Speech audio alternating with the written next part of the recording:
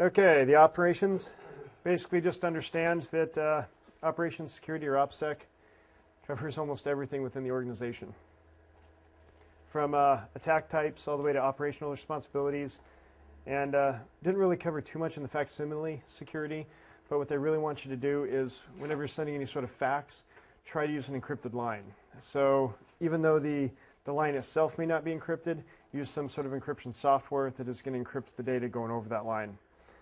Some people use like STEs or whatnot, or just encrypted phones. The under computer operations, some of the things to go through again, just a decent list to go through. It basically covers everything from fixing hardware to testing the security posture of the organization. The threats, most of us know, internal threats, either people misusing on purpose or with malice, or just basic user error. Then there's also the good old malice attack from the outside. And then there's the good old natural attacks. Things just happen to fail.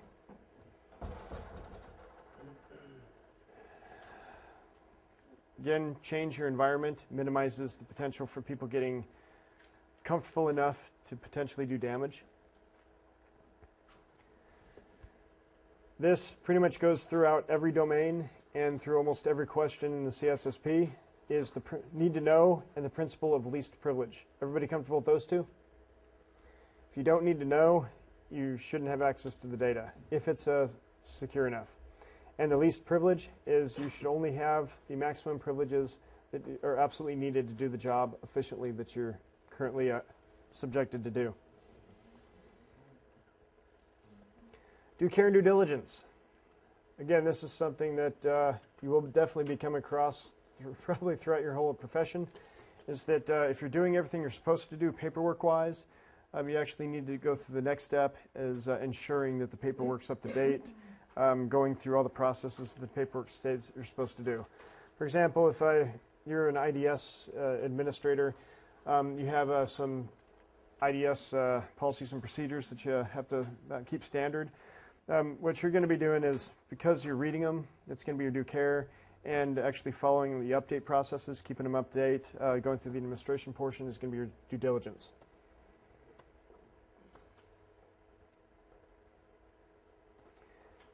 What's the difference between penetration testing and vulnerability assessments? Vulnerability to try to pin exploiting the vulnerability. Vulnerability is identifying what's possible. Yes. Vulnerability assessments, trying to identify potentials, which are going to have a lot of false positives. And usually you're going to use some sort of automated tool to do this. And then with a penetration test, you can use an automated tool, but you're actually validating the vulnerabilities. So you're trying to exploit them and then come back and prove that they are truly an issue. You do definitely need your get out of jail free card, which basically means your written permission from the owner of the system. For example, if your friend comes up to you and then states that their significant other has an email account and they want you to break into that email account, because they are not the owner of the other individual's email account, it is not either ethical or probably legal to break into that email account because it's not theirs. However, if they specifically say, here's my email account, it's, for example, Jeremy Martin at infosecinstitute.com, and I want you to break into it. If you do, because it's my email account, then that was basically an implied or expressed authorization to do so, which it is not an expressed authorization to do so. But when it comes down to it, yeah, which is why I said it's not expressed. But one of the things is, when it comes down to it, if somebody says that you have authorization to do something, if they do not own the asset, or if they're not the ones that are controlling the asset, then you shouldn't be doing it. Because then you could actually be in trouble for attacking something that is not yours.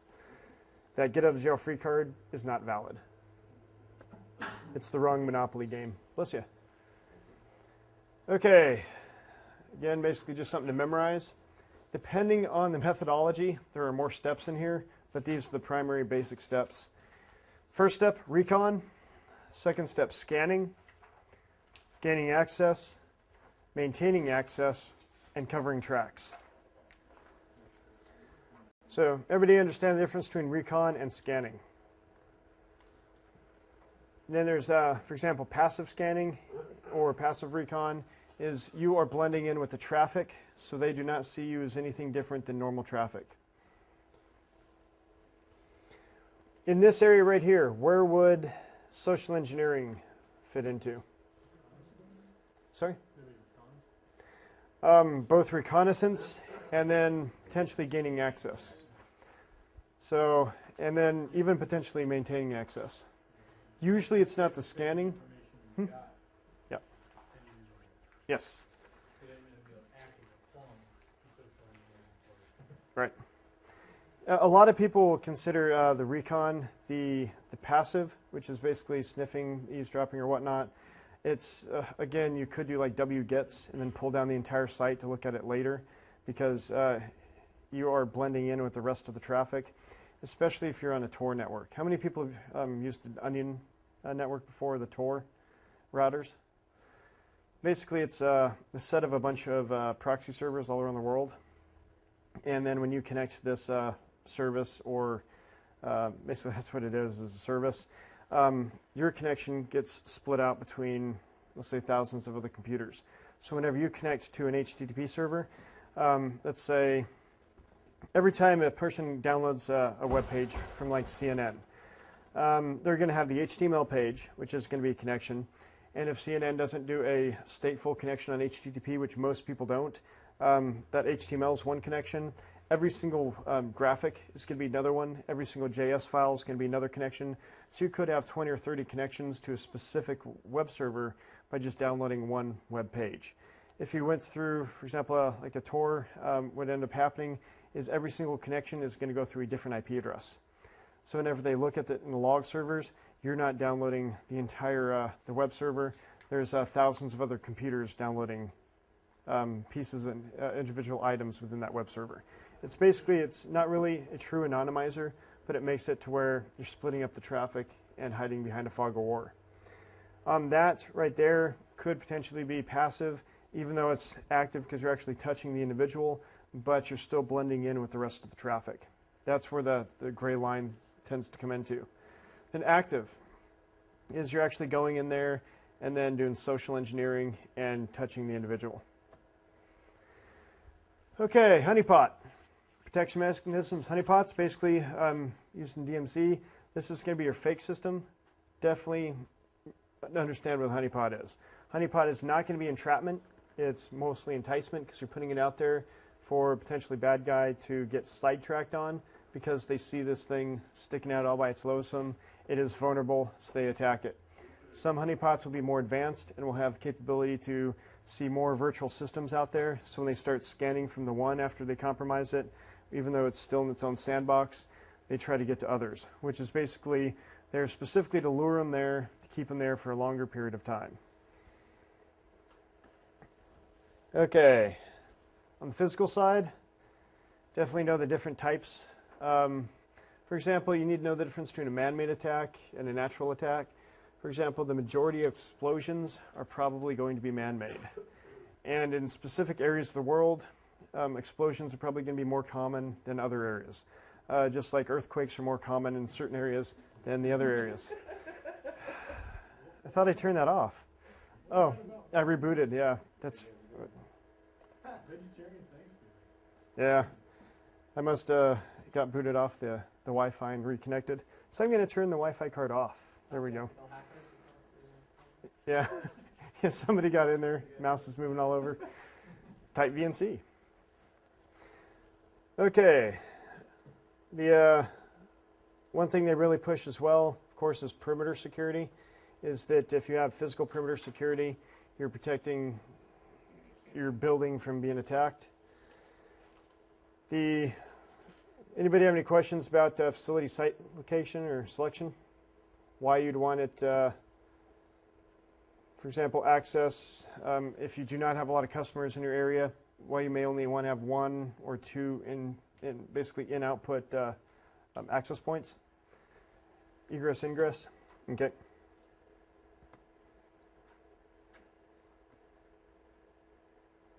This right here is another issue as far as data center location. You want it in the center of the building for basically physical protection. Is because it's going to be harder to get to if it's in the center, and then also you're going to protect it usually against from high damages of fire and also flood. And is everybody comfortable with why you want to restrict access to specific areas? Basically on the need to know scenario. Okay, basically need to know the difference between why locks can and cannot work. Locks, if it's a basic lock, it's going to be there to keep the honest people out. If it's more the advanced locks, then of course it's going to keep a lot more people out, especially the electronic sides. Identification. If you have a security guard in place to be able to actually check the identification or the picture ID, then it makes it to where they can have their, of course, gut instinct or whatnot, basically see that this person really isn't who they say they are. There was, for example, the good old ID cards. The Mickey Mouse one's probably the most fun because somebody else wearing a Mickey Mouse hat, which if you're a guy, have a lady wearing a Mickey Mouse hat and vice versa, basically makes it to where if you get through a security checkpoint, it's definitely a big no-no on the guard because they should have seen that there's definitely a gender issue or gender change. Okay. Know the difference between a turnstile and a man trap? Turnstile is just a big basic door which can lock and basically lock you into the area until law enforcement can come. The man trap is basically one really big turnstile that has an authentication phase to it. Basically you have to authenticate before you can get into the area, and then you have to authenticate to get out. Know your fencing. And PIDAS. Know what that is, which is the Perimeter Intrusion Detection and Assessment System.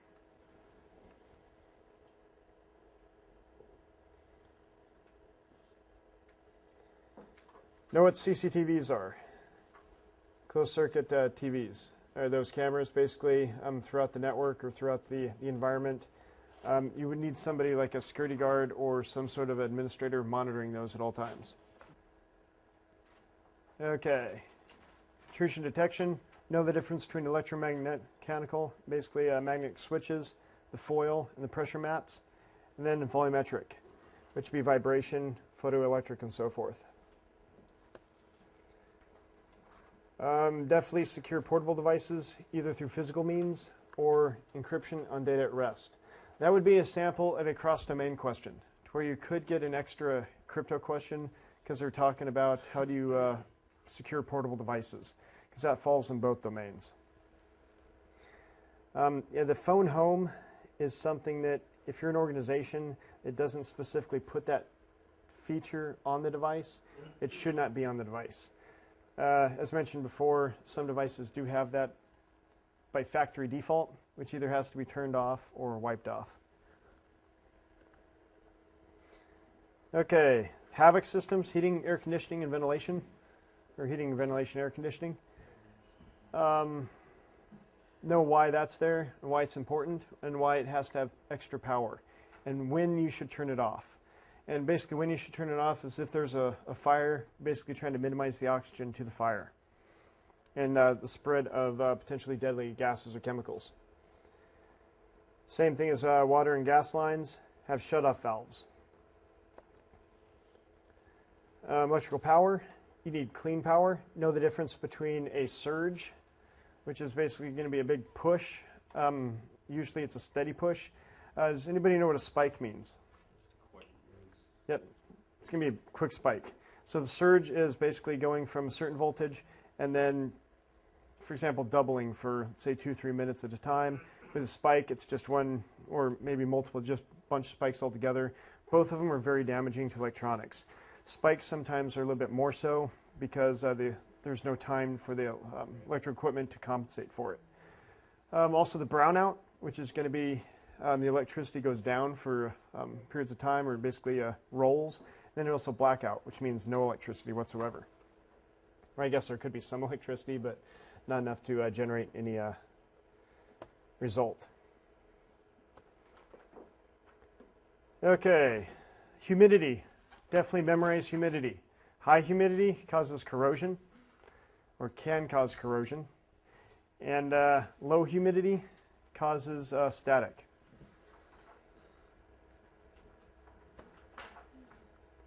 Okay, know the 4 legs of the fire: heat, fuel, oxygen, and chemical.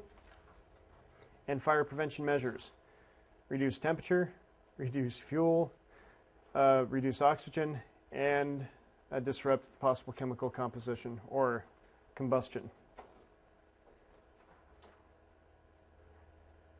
Memorize the different classes of fire extinguishers. A for common combustibles, B for liquid, C for electrical, and D for metals. And which one would you want in your server room? C. Unless I guess you're in a paper mill. You can probably get away with just your basic CO2. Okay, no halogen used to be out there, for example, like in the server rooms, or sorry, not halogen, but the halon. Halon is no longer used. It's basically been outlawed because it's very toxic when at a certain temperature. Know your pipes: wet pipe, dry pipe, pre-action, and deluge.